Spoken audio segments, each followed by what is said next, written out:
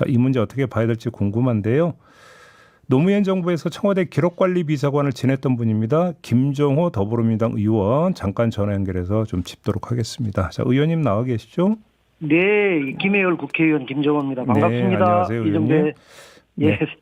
이게 근데 그러면 기록을 삭제한 걸까요? 아니면 비공개 처리한 걸까요? 어떻게 봐야 되는 겁니까?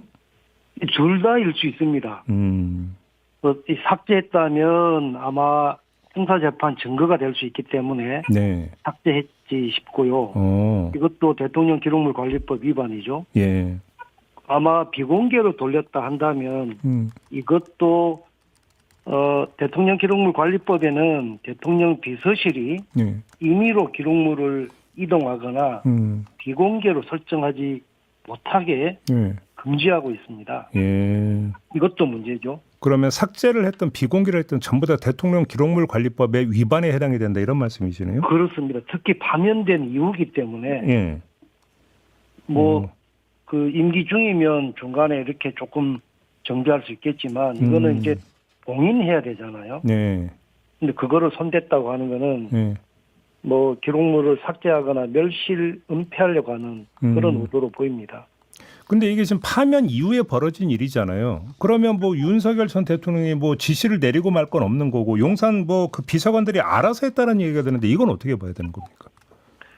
당연히 이거 임의로 안 됩니다. 이럴까 봐서 노무현 대통령 때 대통령 기록물 관리법을 제정했거든요. 네. 이 법 14조에는 그 대통령 기록물은 무단으로 파기, 손상, 은닉, 멸실, 유출, 반출을 금지하고 있습니다. 그러니까 임의로 비서진들이 삭제했다. 그것도 임기가 끝났는데 이거는 아주 적극적으로 국가 기록물을 손상시킨 것이고요. 네. 이 법에 30조 벌칙 조항이 있는데 징역 10년, 벌금 3천만 원 이하 처벌 감수해야 됩니다. 근데 여기서 갖는 하나의 좀 상식적 의문이 홈페이지에 들어간 내용은 사실 다 공개된 자료잖아요. 그러면 그것이 뭐가 그렇게 중요할까? 라는 생각도 사실은 할 수 있거든요. 근데 왜 손을 댔을까요?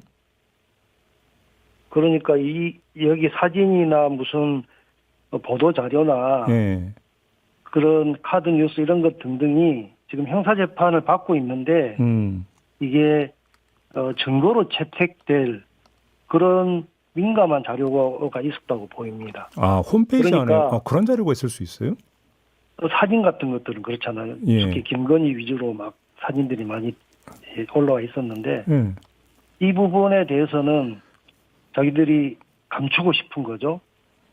그래요? 근데 이관을 한다는 명분으로 얼마든지 이제 그거를 삭제해서 감추기 위한 그런 것으로 보입니다. 혹시 굳이 공개된 거를 홈페이지에서 어떤 정책 결정을 하면서 온라인 의견을 뭔가 받는다든지 이런 몇 개의 과정이 있었잖아요. 이전 사례에서. 네네. 근데 그러니까 국민은 그냥 결과만 알 뿐이지 그러니까 구체적인 데이터에는 접근할 방법이 없지 않았습니까? 혹시 이런 것들도 염두에 뒀다고 봐야 될까요? 글쎄요, 이게 국정과제 게시판이 전부 사라졌잖아요. 네네네.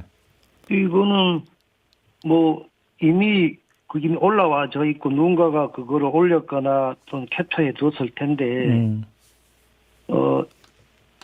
재발이 저린 게 아닐까. 알겠습니다. 근데 그렇게 보입니다. 비공개 처리라면 나중에 그냥 얼마든지 들여다볼 수 있으니까 괜찮은데 만약에 삭제를 했다면 복구는 가능합니까? 지금 강제 수사를 하지 않으면 삭제 여부나 책임자를 밝혀내기는 어려울 것 같습니다. 근데 지금 저희가 이제 홈페이지를 여쭤보고 있는데 홈페이지는 공개된 거잖아요. 근데 사실은 공개되지 않은 알 수 없는 예를 들어서 용산 대통령실 업무 과정에서 발생한 여러 가지 디지털 기록물들이 있지 않습니까? 많죠. 이게 지금 어떻게 되는지를 확인할 방법이 없는 거죠, 현재로서는. 그래서 홈페이지뿐만 아니라 업무 관리를 했던 그런 프로그램들 이전 정부에는 쭉 있었는데요. 이것들은 서버나 PC 등 그런 것들을 압수수색을 해서 네. 나중에 강제 수사를 할 필요가 있습니다. 그러니까요. 그러니까 그 기록물을 생성했던 사람들, 그다음에 서버나 PC 전산 장비 설치했던 엔지니어들, 네. 또 기록 그 분류하고 이관했던 연구사들 이런 사람들에 대해서 네. 강제 수사가 필요하고 알겠습니다. 컴퓨터나 서버 압수수색도 당연히 디지털 포렌식을 위해서 필요하겠죠. 의원님 혹시 그 대통령 기록관장 있잖아요. 네. 그 인사 문제 어떻게 되고 있는지 혹시 파악되신 게 있어요? 예. 지금 이게 나중에 이제 이런 그 수사가 들어가게 된다면 네. 이걸 방어하기 위해서 이미 차기 대통령 기록관장을 알박기 하고 있습니다. 네네네. 올해 연말까지 임기가 남은 현재 기록관장은 가장 지금 기록물 이관 때문에 바쁜 시기인데 공로 연수를 보내고요. 부임관장으로 네. 이명박, 박근혜, 윤석열 3대에 걸쳐서 기록관리를 담당한 정국환 행정관을 부임관장으로 내정해서 현재 대통령 기록물 관리 이관을 지금 지휘하고 있습니다. 아, 지금 그러면 내정에서 예. 지금 일을 하고 있다는 말씀이십니까? 지금도 3대째 계속 하고 있습니다. 그래요? 근데 이자가 예.